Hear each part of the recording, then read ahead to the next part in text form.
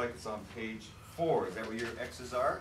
Do you have an extra one? Because I don't think I'm caught up. I think I'm one behind you. No, I don't think we. Or you didn't go. Or you didn't go. Okay, never mind. Oh, so that is lesson 2. Okay. Yep. Yeah, this one. Okay, so where are we at? Since I wasn't paying attention. Page 4. Okay. All right. Page 4. And Jeannie's listening with us here this morning. Good morning, Jeannie. Good morning, Jeannie. Study of Peter? Yes, yes it is. And did you finally get that in the mail, lesson number 2? Yeah, I have page 4 right here. Oh, perfect. Peter asked Jesus for explanation. That's right. You got it. Right there. All right. All right. So we've been looking at the Apostle Peter and his character, and I think by the time it's all said and done, we're really going to identify and relate with him. You know, as Noah pointed out, you know, I don't always do that. You know, in other words, he lays out what to do or what the right thing is to do, but I don't always do that. Well, we see that in this guy. Okay. That's why I think he's so endearing to all of us, because he's so real. You know, he's not, you know, nothing trumped up about it or anything like that. He's just the real deal. Okay? He's the flaws in the rest of us. Pastor? Yes, the flaw. Yes, absolutely. Yes, Yes. Am I on now? You are now. Yeah, I feel that we just as you said a minute ago,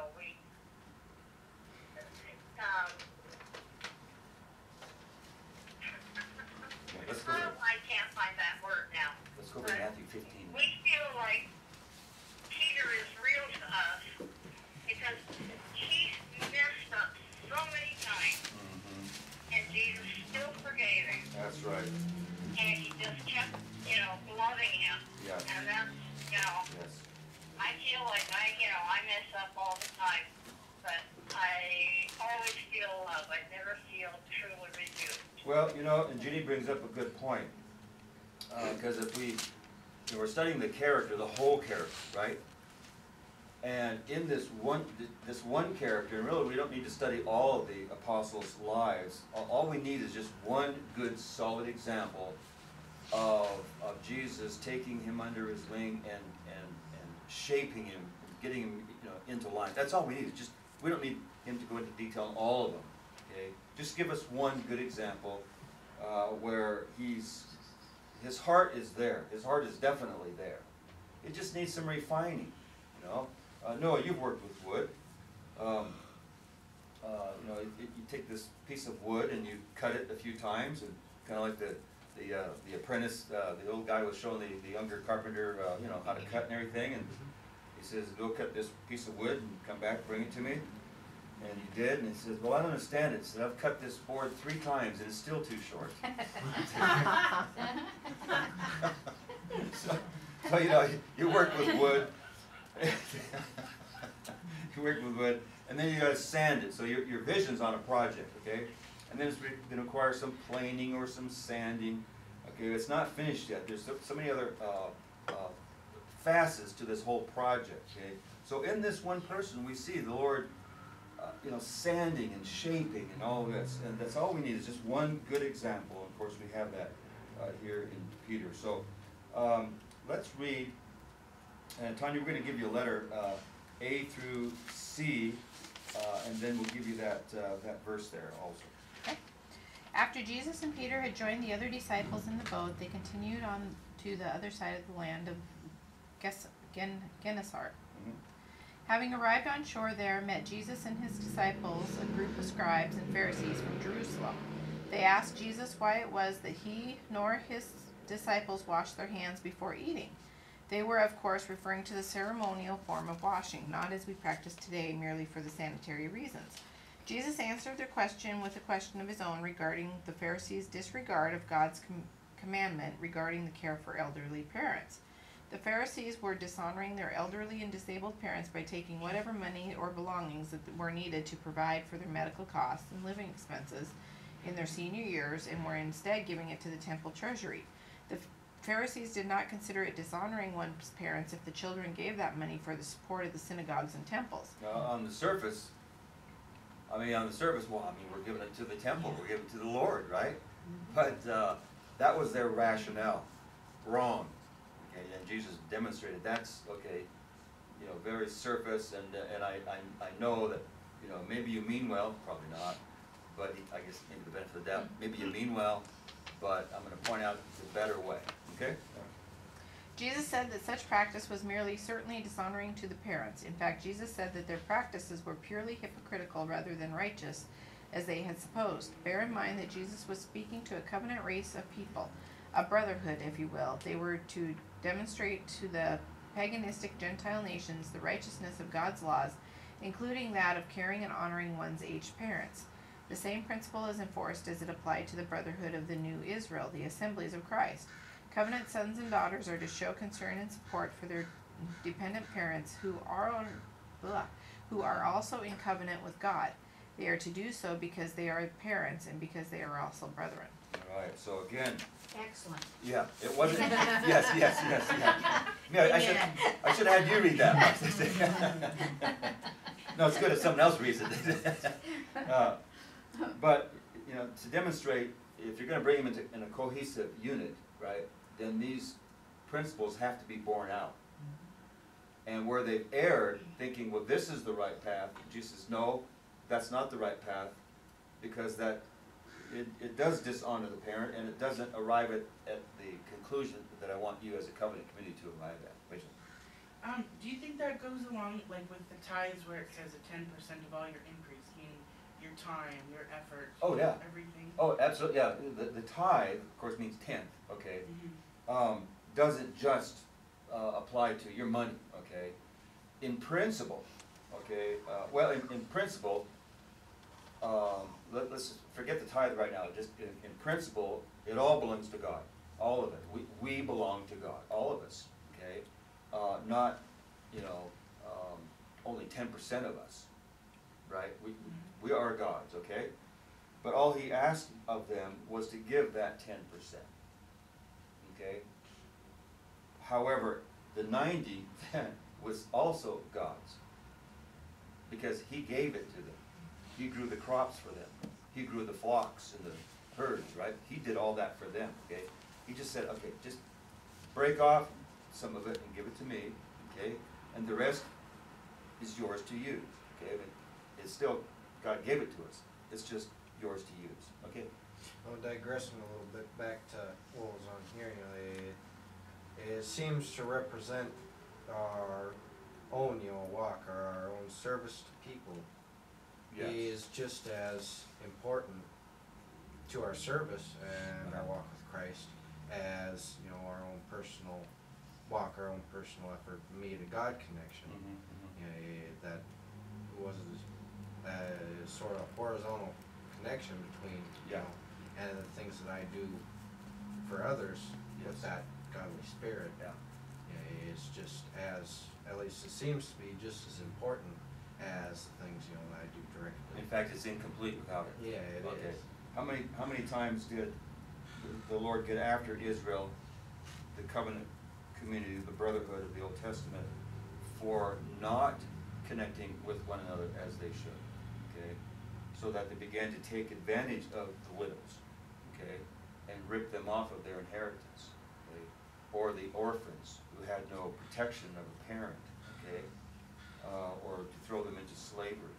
So in other words, they began to pounce upon the disadvantaged and helpless, okay? Rather than help them, they took advantage, okay? So there's your horizontal.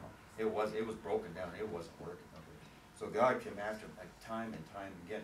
Because here were opportunities, and this is what the horizontal is, as Noah put it. The horizontal, okay, is that piece of the cross that goes this way, right? Okay? And of course the vertical, everyone understands the vertical, okay? But what they don't understand is we can focus on the vertical, well, I've got a relationship with God, but it's incomplete without the horizontal, and that's why there are so many scriptures that tie in the vertical and the horizontal together, okay? It doesn't work, one by itself doesn't work, as the Pharisees were to find out. This is what they're all about. Oh yeah, our connection with God, the Torah, the law. wait a minute, what about your parents? And what about, this here, your circle? Okay, this is where you demonstrate, this is where we demonstrate the vertical, is through others. Makes sense? Okay, take it away, and you don't have a whole picture of what happened. Okay? And so, and on the very day that Jesus died, what did he do for his mother? Vicky? He said, ask them to take care of him. Asked John to take care of him. He said, he looked at John, he said, behold, your mother. Okay, she's Mary standing right there. He said, Mary says, behold, your son. So he joined them together, he took care of her on the very day he died. Okay? So he demonstrated the horizontal himself. Okay? And so he just was not going to let the Pharisees get away with this, this Pharisaical, self-righteous attitude. He was going to demonstrate that it really broke down, it really broke the spirit that was behind the law to love one another. Okay? Someone had a hand up, so I thought, yes. I was just gonna say something, in Lighthouse, not the Lighthouse we were in second, but the one we were in when we first came here, that, they were just like these Pharisees. I mean, when Mom finally got disabled, she got X amount of money, back payment, and she was so sick, she went to these men in the church, every man in the church actually, and asked for help to find out what she needed to do, put some away, how she needed to do that, because she just could, and I kid you not, the pastor said, well, just make sure you pay your tithes, and he wouldn't say anything else, and He the said, other. where do you think, or how do you think what was it? It was really Where would you snotty. Where would you get that? Yeah, where would you get that kind of money? Oh. And that was it. Yeah. And then the other men of the church just took her for everything they could. I mean, one wanted a lawnmower, one wanted this trip paid for, And so she just gave it to everybody until finally the money was gone and we hadn't put any aside. I mean, I was 15, so of course I had no clue about money. Yeah. And she was sick. I mean, really sick. Yeah. Most people are supposed to have like 93% oxygen. She had it down to 70. Wow. So it's like, I didn't realize that was today. Uh-huh. I mean, of course it is, but I didn't realize I was in it, Right. Yeah. at one point. Yeah. And so it's crazy. And to see that visual picture, it's like, whoa, Yeah. I've never thought of that. Yeah. Yeah. It's cool. And then when you see Jesus' words to the Pharisees, it just kind of puts it all out there for you. Yeah. There was total breakdown there. But long before that happened, long before that came up, there was already a disconnect in the relationships there, right? That was just a picture of really what was going on already, okay? And so, and that's why, I don't,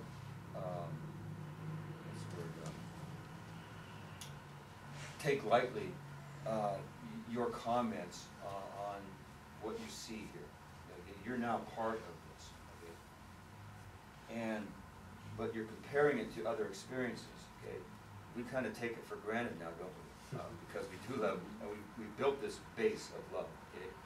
You're brand new, coming in from a war zone out there, okay? Horror stories, and coming into something that on paper, it should have been on paper, but, what I'm saying, it should have been in practice. It certainly is on paper, right? But it wasn't in practice, and you see it in practice, you go, wow, that really does exist. That a church actually is doing that. So when you say good things like that about our church, about your church, it used to be about our church, now it's your church. I don't take it lightly because it's from a new member's perspective, and it's fresh, whereas we kind of we just do it without thinking, don't we? So it's not like it's old hat, because we want to guard that very carefully. But it's not something we think about a lot. It's just done. You know what I'm saying? It's just done. But to you, it's like, wow. And when you point it out, it kind of makes me think of how proud I am of you guys who are actually doing it. You know what I'm saying? So you know what I'm saying? You get it. So, but that's what this is all about. It's the horizontal and the vertical. So Jesus came to complete the picture of the cross and why he would, his whole ministry. Okay. All right, Allie, let's give you D and E. Of course, what Jesus told them made the Pharisees very angry. You think? Especially since these things were said in front of the multitudes. Jesus was not showing the same reverence towards the Pharisees as they were accustomed to being shown by the people. Well, they set themselves up for that. They're the rabbis, and they reminded everybody that they were the rabbis with the clothing they wore, and the long prayers in public, and the giving of their alms, making sure they would toot a horn, blow the shofar or something, okay? Hello everyone, attention, the Pharisees are about to give, type of thing, okay? So, when he then brought them down a few notches in front of their, I'll use them parishioners, okay? They were humiliated and they were very angry. You ever hit a hornet's nest? Baby. Not that long ago, too. Lydia has. Lydia has too? Yes. Oh my, it's done by me 4 times. Oh. Poor Debbie. Now why would you do that, lady? It was on. The trick is hit them when they're cold. When they're cold, yes, yeah. When they're not looking, yes, right, yeah. Or at night. So he made them very, very angry. Okay, go ahead. Jesus, wishing to point out this hypocrisy, expressed to the multitudes a basic spiritual principle that all needed to understand, even the Pharisees. That principle was that it was not unclean food that defiled a man, but rather an unclean heart. The focus should therefore not be on what goes into a man's mouth from the outside, but what comes out of the man's mouth from the inside of his heart. Okay. All right, of course, the Pharisees, we'll give you the last few. Oh. Pharisees, of course, are going on the traditions of the elders, okay? So that, you might remember Philip's study, some of you weren't here. But when Philip took us through the study of the Pharisees, he reminded us that they were in the Holy Land, okay? And then they were deported to Babylon, 70 years. Okay? Then they came back into the Holy Land, okay? And that's called, this is called the exile, okay? And this would be the return, okay? And so they did learn some lessons while here. But the lessons they learned, they started out okay, but then over the years following, the spiritual morphed into more of the ritual. And we understand that why it had gone that route. Here, the reason they were deported, does anyone remember why they were deported, why they were exiled? Sacrificing idols. Other gods, okay? Many gods, right? And so they sat here then weeping and remorseful over what they had done. Okay? So now he brings them back, and now they're all on fire. The second temple is built. Jerusalem is built up again, the walls and city, and now they're a thriving community again. Okay? As time marches on, of course, this area is conquered again and again and again by different empires. But what happened here was their zeal now to not go to the other gods morphed into a zeal for God, but it changed into a pharisaical or legalistic zeal for God, okay, rather than keeping the spirit of it. So by the time Jesus came, they had, hardened into this, pharisaical mindset, okay, and so they were almost there. Okay, we're down to one God. That's good. You're holding the one God, but they took that to a level that they missed the behind-the-scenes spirit of it. So. Well, even now we see this very pharisaical sort of attitude towards things in the Bible. I think to have friends, who are there of that belief where the women need to dress in the skirts and things, when, the Bible just says be modest. It doesn't, you know, it doesn't outline specifically what that is. They take that then and they warp it into this thing where if you don't dress a certain way or do certain things, then you're not saved, or you're not going to, you know, as they probably You can't be go to righteous. heaven. Yeah. You can't be righteous. You know, it has so many other different things, and it's even a very common trap that many people fall into these days. Is this very And James took him to task on that. Remember that? He says there comes into your assembly a person who's poorly dressed, okay, and you say, well, you know, can you go sit back over there? You know what I'm saying? Yeah. And so he dealt with that, didn't he? All Yeah. right. Because that attitude was still prevalent even after Jesus had gone. Okay. Even today too. And even today. And so he had to kind of try to work that out of it. So yeah, good point. Good point. Okay, so did we read F? No, we're gonna give you F. Okay. We're not gonna give you an F. You deserve an A. Peter was puzzled by this statement and asked Jesus to explain it. From Mark's account of the story, however, Peter waited until Jesus and the disciples had separated themselves from the multitude and had entered into someone's nearby house. Perhaps it was so as not to appear ignorant in front of the crowd. Hey, maybe Peter was learning to control himself and not to blurt out all his thoughts. Well, maybe. We'll see. After all, Jesus is getting started, and there's a lot yet for these men to learn. At any rate, it was then that the other disciples also expressed a desire for an explanation. All right, let's go there. Mark 7.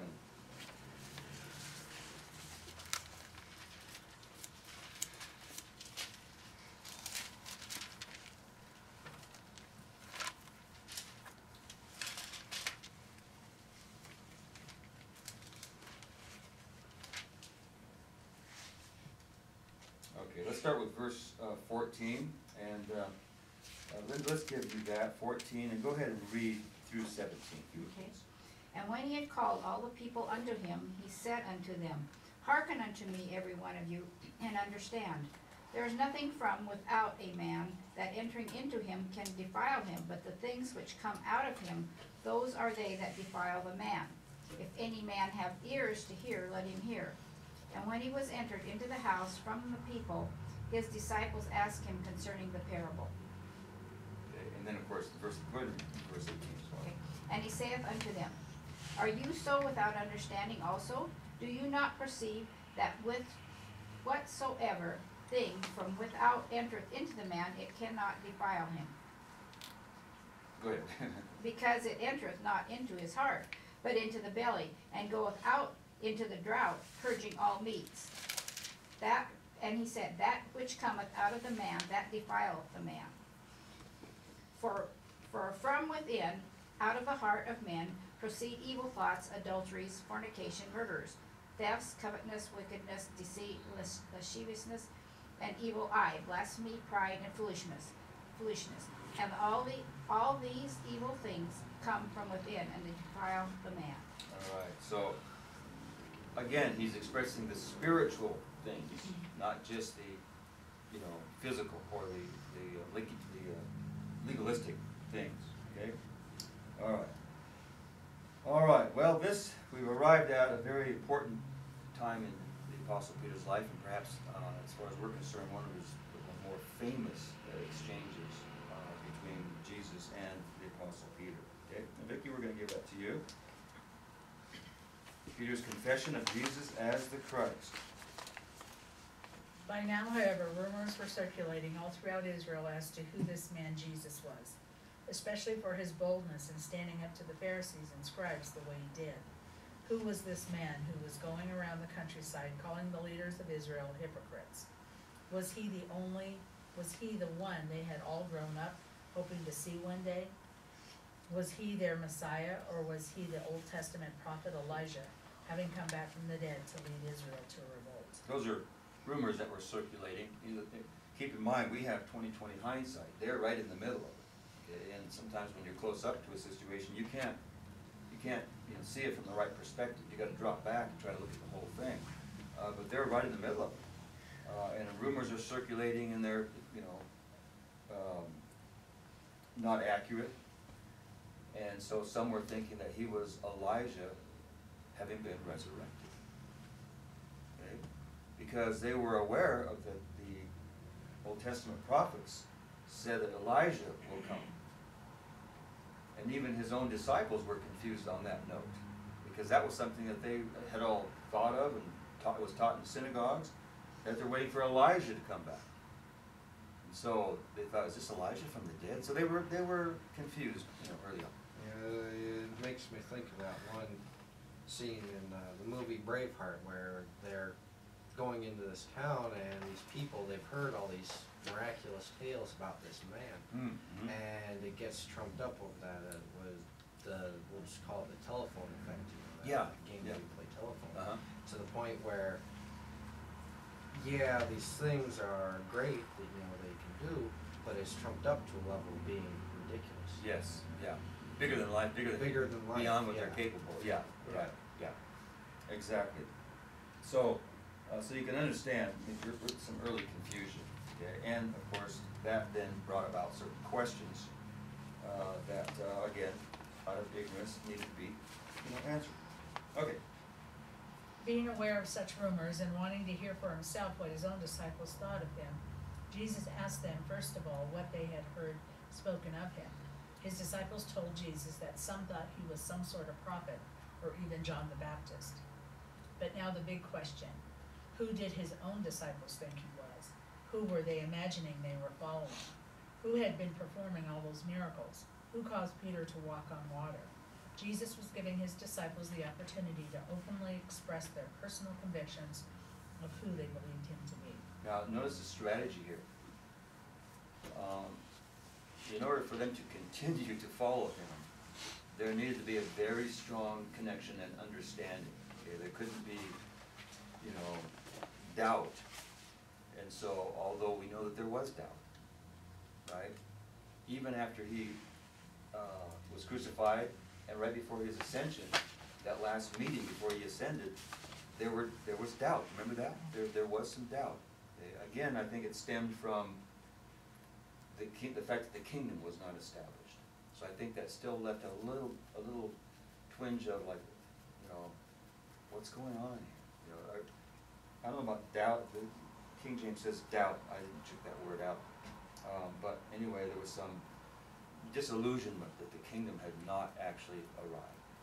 And so, you can understand, what was swimming around their heads. And so he wanted to stop and make sure that there was a good, solid connection between them and himself. Okay, never mind what the others are saying. Okay, I'm more interested right now in this moment as to what you are thinking. Okay? And so that's just a leader trying to secure the relationship with those that he's following. Okay? It's just like, never mind what's being taught out there. Okay, what do you believe? Right? That's my main concern. Sure, there's stuff taught out there. There's rumors and there's junk. But what do you believe? Okay. Are we on board? That's what he was driving at. Okay. Okay. Well, who do you suppose spoke up first to offer his opinion? Any guesses? You guessed right again, Mr. Hydroplaner himself. What? Himself, Simon Peter. No doubt by now, feeling pretty pumped up over his promotion to apostleship and his little episode of walking on the water, Simon Peter's confidence in Jesus as being their true Messiah was growing more and more each day. He therefore jumped at the opportunity to share his convictions when asked straight out who they thought he was in spite of the growing number of rumors. Yes, it was Peter who spoke up on behalf of them all.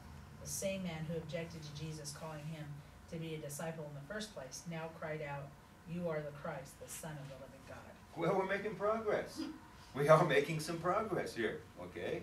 The one who did not want, I'm so unworthy, to be a follower and all this, now he's saying, you are the Christ, the Son. I mean, that's some progress, isn't it? Isn't that progress?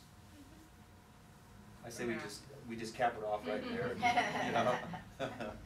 No, as we all know, we're human, and in any given moment we can get it. It can click.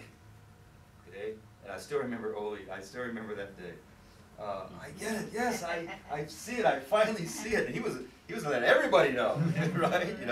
I still remember that, and we still talk about that. That doesn't mean, you know, he didn't struggle later on, right, in his walk. Well, we can get it in moments, flashes of insight, okay, but we still have to deal with life, right? Still have to deal with life, okay? So, but that's what it's all about. So he got it in the moment. He got it.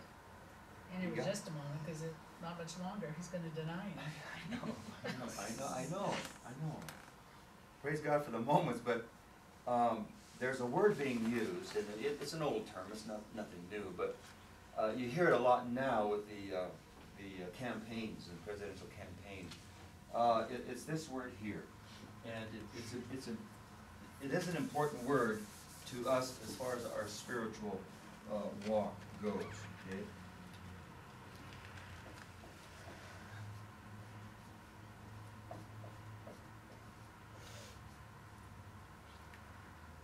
Traction. Okay.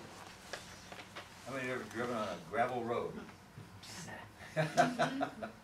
Not a lot of traction on a gravel road. Okay.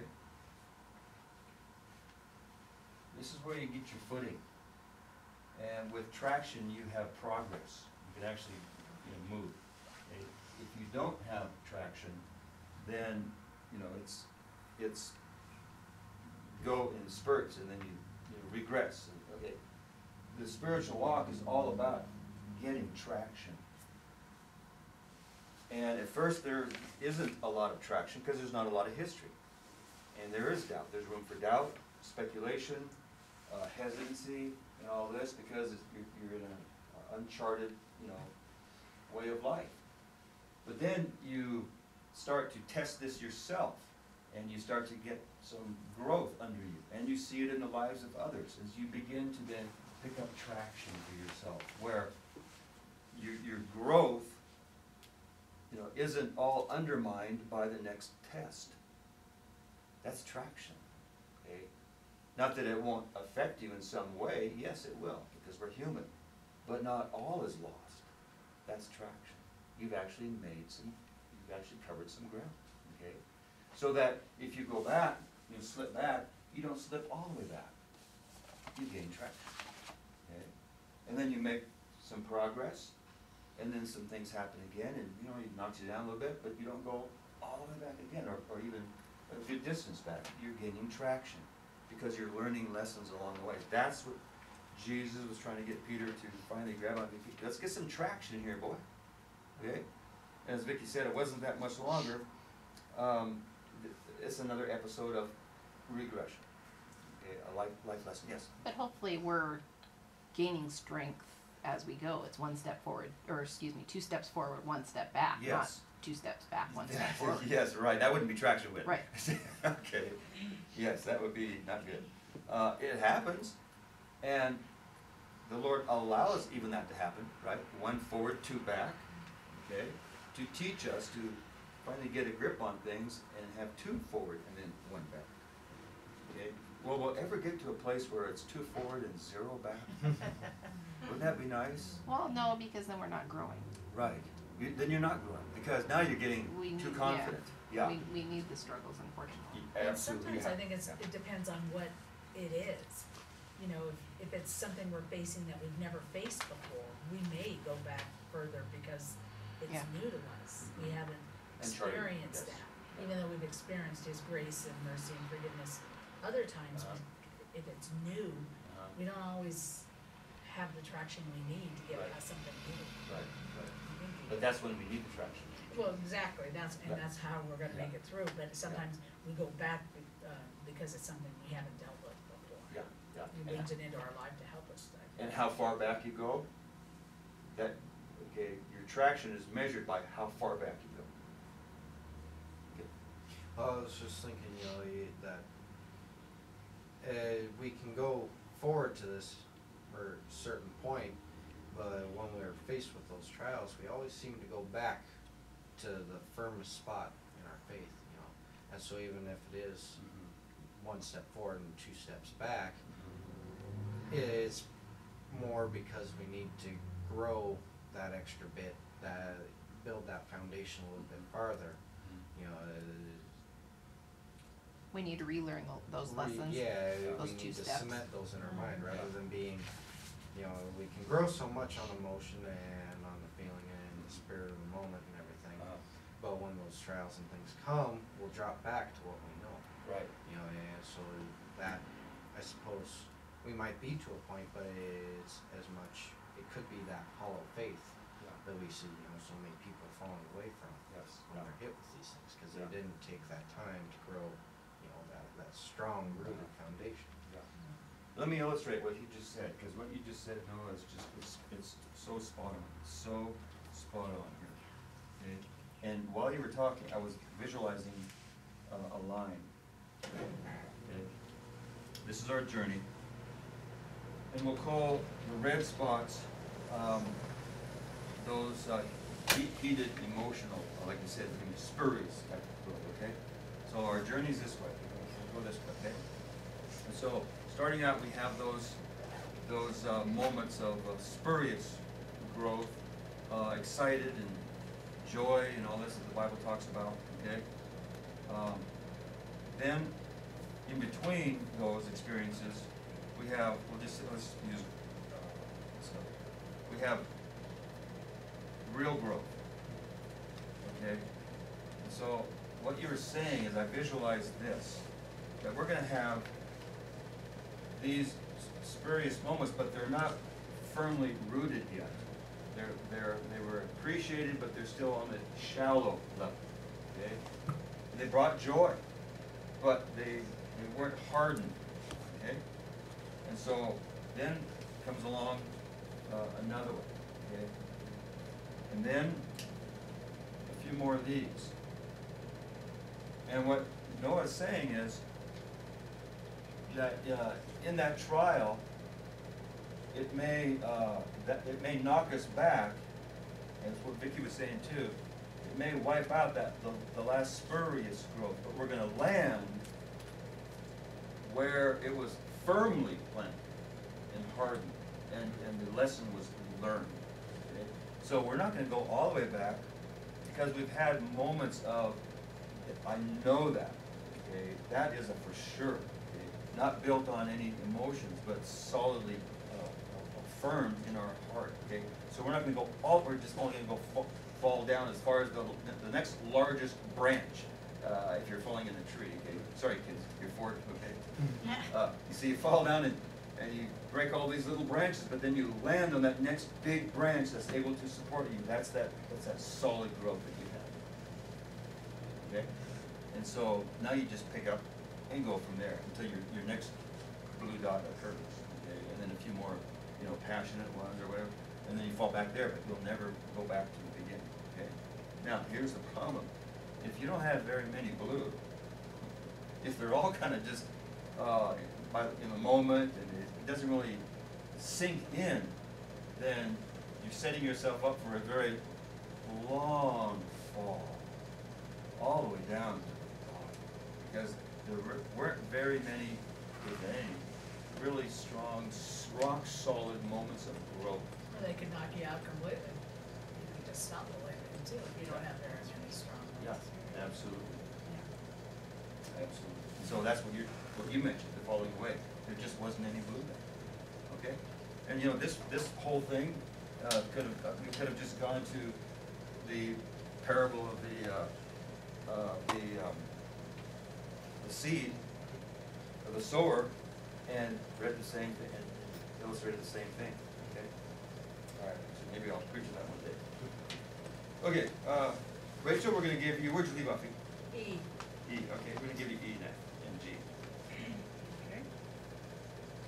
That's while Israel in general was still wondering whether or not Jesus was their on the way to the Messiah, the disciples had already figured it out.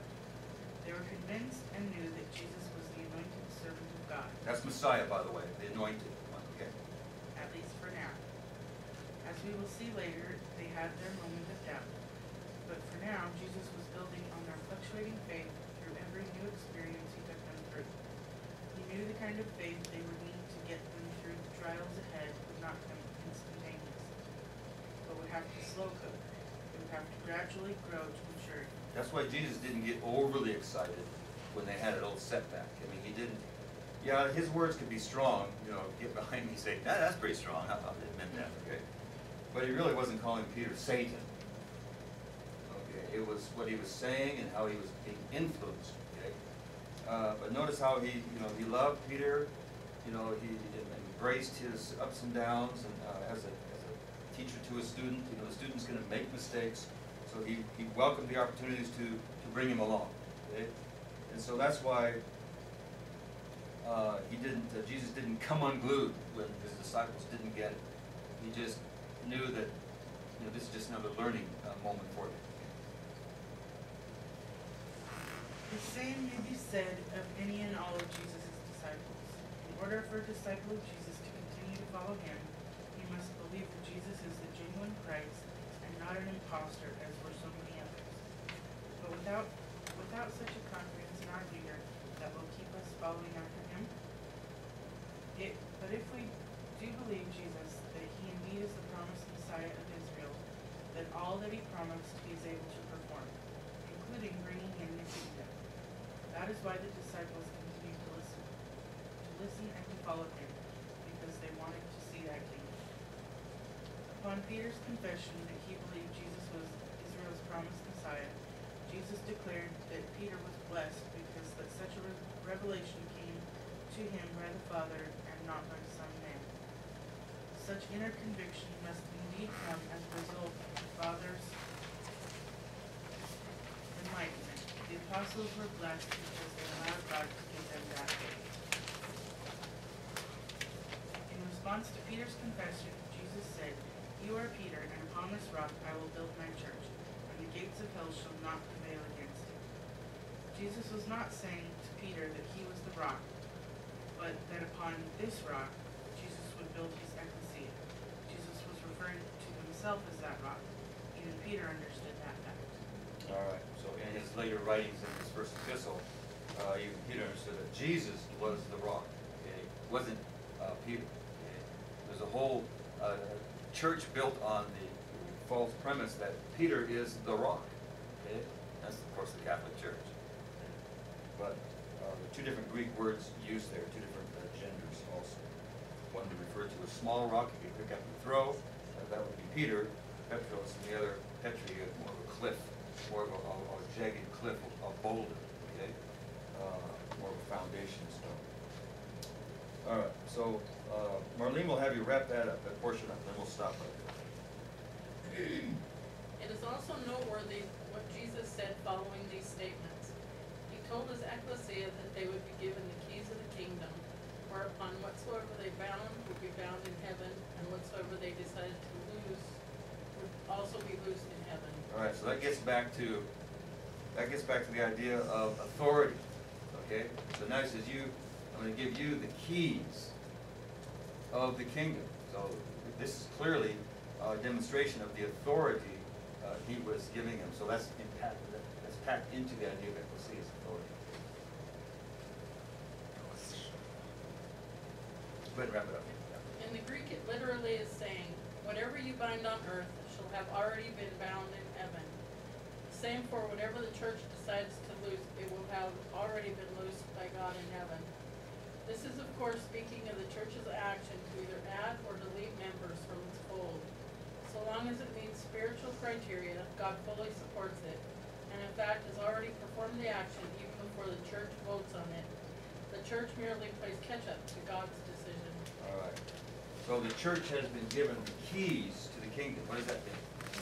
It means that in these 2,000 years of turning you loose as my ambassadors, my representatives, I'm giving you authority to prepare people for the kingdom. Okay? I'm giving you the keys. Okay? You have the legitimate task. You are assigned a legitimate work, okay, that will bind or loose people on the journey to the kingdom. Okay? And so someone has to have the authority, okay, from the days of Christ going forward. Okay? And so we see that authority being given to the ecclesias. Okay? So when we bind people, then we bind them toward the purpose of the kingdom, so that they can be wearing bridal garments in that city. Okay? when we loose people, then we, by the counsel of the Word of God, we loose them. We basically cut off their opportunity, at least in that moment, of being in the bride in the kingdom. They've lost it. Okay? If they repent and come back in, then they are restored back on that path again. Okay? But that's up to them. Okay? But the church has her standing orders to keep herself as undefiled as possible, to bring in people who have the same mindset that the kingdom is their ultimate purpose. Okay? In other words, what Jesus said, seek ye first the kingdom of God and His righteousness, right? And so we're all on board for that priority, then life is good in Mayberry, right? But when others have another ulterior motive or goal, it soon shows up, or it shows up after a while, and then the church has to cut that person off. That's clearly not their objective, as it is the body's. Okay, so basically, rather than it affect the whole body, we cut it off. Okay? The church has that authority to bind and to loose people in preparation for the kingdom. Okay, pure and simple. Okay, well, let's stop right there. Roman numeral number 6, and well, we can say we're winding down on this, but not really. I think there's 11 pages, isn't there? So we'll be in this for a while. So, but fear not. There's only one more lesson after this. So fear not. All right. Let's close it. Father in heaven, we do thank you for this wonderful opportunity, Lord, to open up a portion of your word, to share with your people, that we might learn that we really are a brotherhood and a covenant community, and that we really are our brother's keeper, and that we really should emphasize the horizontal aspect of our ministry as well as the vertical, that others are very important to you, and they should be to us. Pray, Lord, your blessing upon the remaining part of the services, and we ask it in Jesus' name. Amen. Amen.